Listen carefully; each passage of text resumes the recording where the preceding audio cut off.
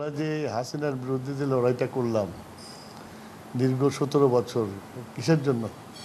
গণতন্ত্রের জন্য এবং একটা সঠিক নির্বাচনের জন্য।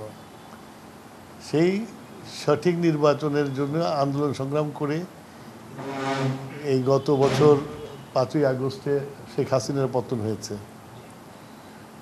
এখন মানুষ নির্বাচনের দিকে তাকিয়ে আছে এবং এই সরকার নির্বাচনের সুনির্দিষ্ট সময় ঘোষণা করেছে এবং রুটম্যাপ দিয়েছেন। তো এই সময় নানানজন নানান কথা বলতে পারে, এর অর্থ এই না যে নির্বাচন হবে না। আমি খুব পজিটিভ মানুষ, পজিটিভ চিন্তা করি। আমি মনে করি যে প্রফেসর ইউনূস যে কথা দিয়েছেন সেই কথা অনুসারে নির্বাচন ফেব্রুয়ারি মাসেই হবে এবং জনগণ কিন্তু নির্বাচনের দিকে চলে গেছে। সুতরাং এটাকে থাকানোর কোনো জায়গা আছে বলে আমি মনে করি না। সংবিধানে লিপিবদ্ধ থাকতেই পারে, কিন্তু যেটা ভয় পাওয়া হচ্ছে আর কি, যে এই গণ উদ্বুত্থানটাকে প্রশ্নমুখীন করতে পারে, তাহলে তো জনগণই থাকে না। গণ উদ্বুত্থান তো দামই তো গণ উদ্বুত্থান। সুতরাং এটা নিয়ে আমি মনে করি না যে এটা নিয়ে কেউ প্রশ্ন করতে পারবে।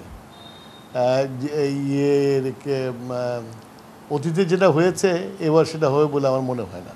ওই অতীতে কি হয়েছে, আজ আগামীতে কী হবে, এটা এইভাবে আলোচনা করে তো লাভ নেই। এটা ট্রাস্টের ব্যাপার। এটা এই ট্রাস্টে যদি না থাকে তাহলে কোনো কিছুই হবে না। মানে তারা আগামী পার্লামেন্টের উপরে ছাড়তে চায় না। তো পার্লামেন্ট ছাড়তে যে চায় না, তো এটাকে যদি সাংবিধানিক রূপ দিতে হলে তো পার্লামেন্টে যেতে হবে। সাংবিধানিক রূপ দিতে হলে তো পার্লামেন্টে যেতে হবে। সুতরাং পার্লামেন্টের উপর ছাড়তেই হবে। দেশের ধারাবাহিকতা পালন করতে গেলে পার্লামেন্টে ইলেকশন হতে হবে এবং পার্লামেন্টে ইলেকশন হয়ে এই জিনিসগুলোকে পার্লামেন্টে রেটিফাই করতে হবে। এটা নিয়ম, জোর করে তো কিছু করা যায় না। গণপরিষদ নির্বাচন চাচ্ছে, বলছে যে গণপরিষদ হওয়ার মতো তো কিছু হয় নাই। গণপরিষদ চাইলেই চাওয়া যাবে। এই দেশে একটা শাসনতন্ত্র আছে, সব আছে। এই শাসনতন্ত্র গণপরিষদ তৈরি করা হয়েছিল। তো সুতরাং গণপরিষদে কোনো প্রয়োজন আছে আমি মনে করি না।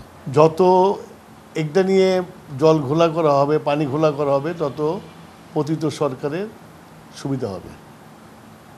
যারা আন্দোলনে আছে সবাই তো স্টেক হোল্ডার। তারা যেটা করছেন, তারা পক্ষান্তরে আওয়ামী লীগকে সাহায্য করছেন।